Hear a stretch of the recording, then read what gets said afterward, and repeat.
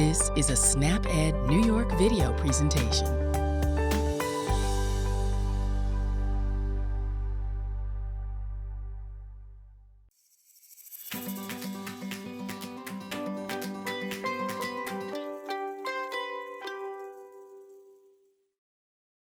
Hi, I'm Caitlin, SnapEd educator with Cornell Cooperative Extension, and today I'll be showing you how to make crunchy vegetable wraps.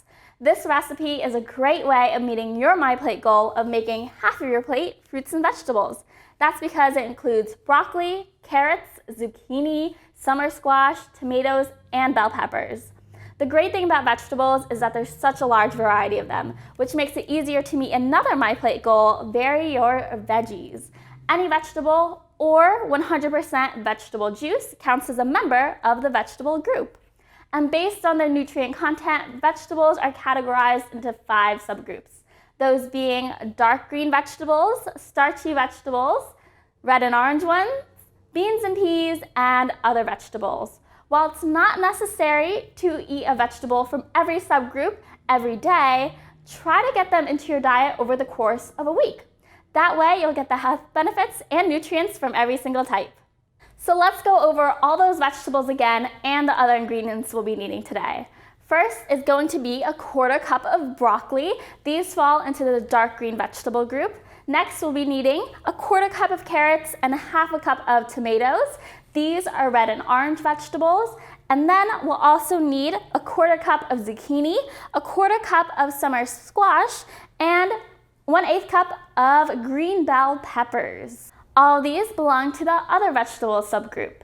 I am going to make one small change. Instead of green bell peppers, I did decide to use red bell peppers because they offer a sweeter flavor that I really like. As with all our recipes, customize this crunchy vegetable wrap to your liking, but don't forget to include variety and the same amounts. This recipe includes 1.5 cups of vegetables, and if you're curious, yes, red bell peppers do fall into the red and orange subgroup. As for our other ingredients, this recipe calls for 2 flour tortillas. I decided to use whole grain because they contain fiber that helps support a healthy digestive system. We'll also need 4 tablespoons of low-fat cream cheese, and to add flavor, we need 1/2 tablespoon of ranch seasoning and 2 tablespoons of chives. All these ingredients make 4 servings. Each serving will be half of a filled tortilla. Now let's start off with washing our hands and our produce. With warm water and soap, wash your hands for 20 seconds, and under cool running water, wash your produce. For firm produce like our carrots, you can use a vegetable brush to scrub off any extra dirt. As always, don't use any soaps or detergents on your fruits and vegetables, and don't forget to completely dry them once they're done. Once that's done, let's start off with our cream cheese mixture. This recipe did suggest using whipped cream cheese, which has a smoother and lighter texture that is easier to spread. Today, I'll be using regular non-whipped cream cheese because that's what I had at home, so I set it out in advance to soften it up. And I'll be mixing it in a bowl until smooth. Making your own flavored cream cheese spread might be healthier than store-bought alternatives because you can limit some of the saturated fat, sodium, and added sugars, which in excess might increase your risk of diseases. I opted for low-fat cream cheese to limit saturated fat. To limit sodium or added sugars, use seasoning, herbs, vegetables, or fruit to add flavor.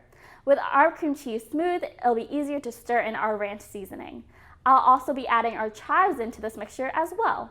To do so, you can finely chop them with a knife, but I decided to use clean kitchen scissors to easily cut them right into our cream cheese. You can add the chives in later with the rest of our vegetables, but I like to add it in here to give the cream cheese a mild oniony flavor. Once combined, cover your bowl and set it in the fridge to chill. This will help the flavors blend together. Now let's prep the rest of our vegetables, starting with the red and orange ones. For our carrots, the recipe says to peel and grate them. But if you don't have a vegetable grater, you can buy carrots shredded. Most times, convenience will cost more, which might make pre-cut vegetables more expensive, so another alternative is to use a knife to cut whole carrots to the size of your liking. I would suggest cutting them into small pieces since we have so many other vegetables we need to add to this wrap. The red and orange vegetables, like today's carrots, tomatoes, and red peppers, are high in beta-carotene, which gets converted into vitamin A. Vitamin A keeps our eyes and our skin healthy. It also helps protect against infections. Sweet potatoes, pumpkins, and tomato juice are also included in this vitamin A rich subgroup. Next, let's seed and dice our red bell peppers.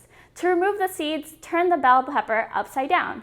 If there's a long stem, cut that off so you have a flat surface to work on. Then, starting from the top, cut along the edges of your pepper, carefully slicing around the seeds. At the end, you'll be left with some clean pepper slices that you can slice into strips and then dice into smaller squares. Like I said before, I like red bell peppers better than green bell peppers because they have a sweeter flavor. That's because red bell peppers are riper versions of green bell peppers. This means the red ones take longer to harvest, and sometimes that makes them more expensive. Try to buy them on sale, and they should keep for almost about a week in the fridge. And if you're saving some of these slices for another dish, they should be good for 2 to 3 days in an airtight container. Our last vegetable to dice in this red and orange group is our tomatoes. A fun fact about tomatoes is that they should be kept in room temperature, away from direct sunlight. Storing them in the fridge will affect their flavor, so only refrigerate them if you can't use them before they spoil. Now let's move on to our vegetables in the other subgroup, which are our zucchini and summer squash. These should be cut into small strips like so. While vegetables in the other subgroup may be colorful, their nutritional content doesn't really match that of other subgroups. That's why you'll see green beans and green peppers in this group instead of the beans and peas group or the dark green vegetable group. Cabbage, cauliflower, cucumber, mushrooms, and onions also fall into this subgroup.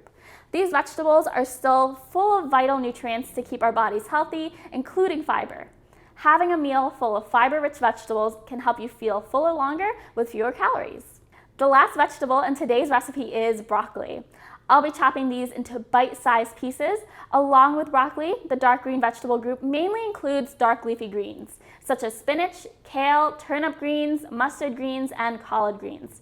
Surprisingly, these contain a nutrient found in the dairy group, calcium. Calcium works with vitamin D in your body to help your bones.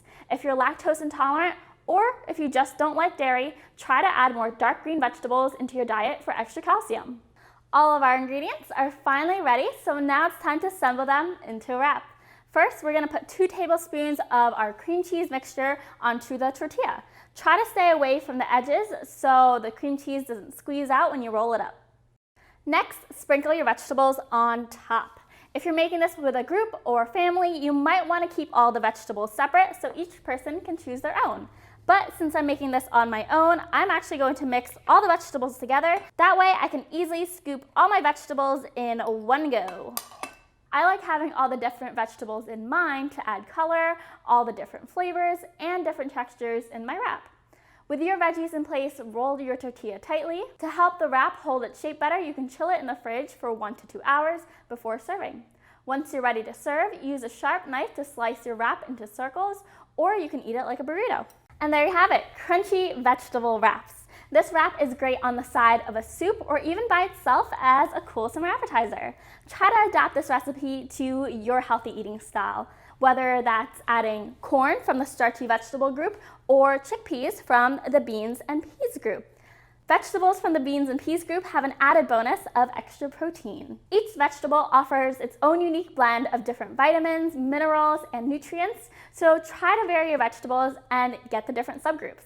If you're making this in the summer, search your local supermarket or farmer's market for what's in season. These will usually be less expensive and also have a lot more flavor. If you had any vegetables left over from today's recipe, you can make more vegetable wraps, or you can toss them into a pasta salad or make a savory hot pasta dish with your favorite sauce. And for your cream cheese, try to use different spices and herbs like chili powder or dill.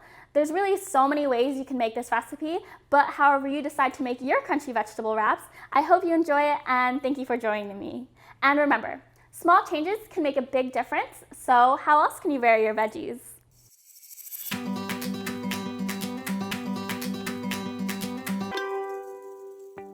Thank you for joining us today. We know the healthy choice isn't always the easiest choice, but small changes can make a big difference. Start today by getting involved with SNAP Ed New York. This program is free for those who qualify or receive SNAP benefits. We want to help you save time, save money, and eat healthy. Learn how SNAP Ed can make a difference in your life. For more information and to find your local program, visit snapedny.org. This material was funded by USDA's Supplemental Nutrition Assistance Program. SNAP. This institution is an equal opportunity provider.